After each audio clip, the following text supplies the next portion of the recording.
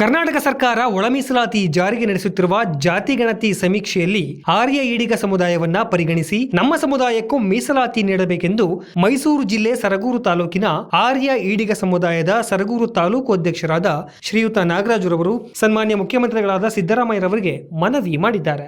ನನ್ನ ಹೆಸರು ನಾಗರಾಜ್, ಸರಗೂರು ತಾಲೂಕು ಈಡಿಗ ಸಮಾಜದ ಅಧ್ಯಕ್ಷರು. ಕರ್ನಾಟಕ ರಾಜ್ಯ ಸರ್ಕಾರ ಜಾತಿ ಗಣತಿ ಮತ್ತು ಒಳ ಮೀಸಲಾತಿಯನ್ನು ನೋಂದಾಯಿಸಬೇಕು ಅಂತ ಘೋಷಣೆ ಮಾಡೈತೆ. ಅದರ ಪ್ರಕಾರ ಕರ್ನಾಟಕದಲ್ಲಿ ನಮ್ಮ ಈಡಿಗ ಸಮಾಜ 35-40 ಲಕ್ಷ ಜನಸಂಖ್ಯೆ ಬರುತ್ತದೆ.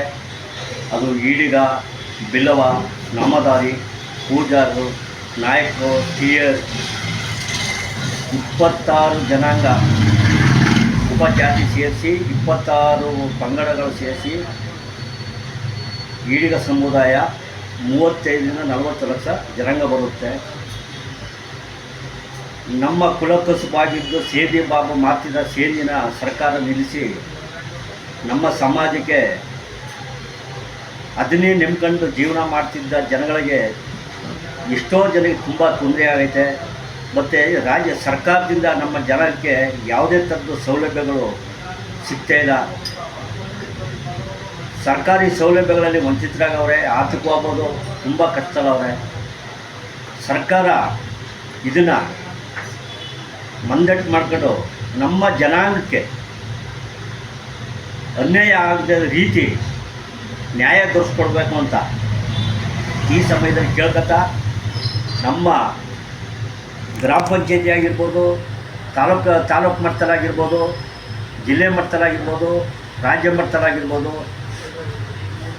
ಎಲ್ಲ ಮುಖಂಡರುಗಳು ಆಯಾ ಗ್ರಾಮದಲ್ಲಿ ಜವಾಬ್ದಾರಿ ತಗೊಂಡು ನಮ್ಮ ಸಮಾಜದ ಈಡಿಗ ಸಮುದಾಯ ಅಂತ ಅಂದ್ಬಿಟ್ಟು ಭರಿಸಬೇಕು ಅಂತ ನಾನು ಅವರಲ್ಲಿ ಮನವಿ ಮಾಡುತ್ತಿದ್ದೇನೆ.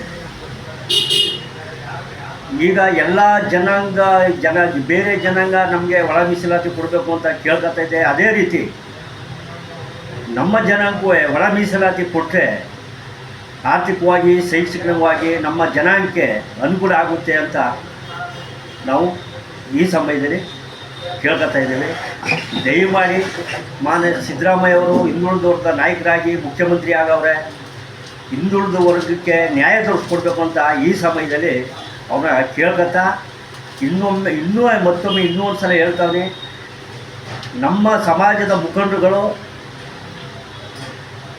ಜವಾಬ್ದಾರಿ ತಗೊಂಡು ಈಡಿಗ ಜನಾಂಗ ಅಂತ ಭರಿಸಬೇಕು ಅಂತ ಕೈ ಮುಗಿದು ಈ ಸಮಯದಲ್ಲಿ ಎಲ್ಲರನ್ನೂ ಮನವಿ ಮಾಡ್ತಾಯಿದ್ದೆ.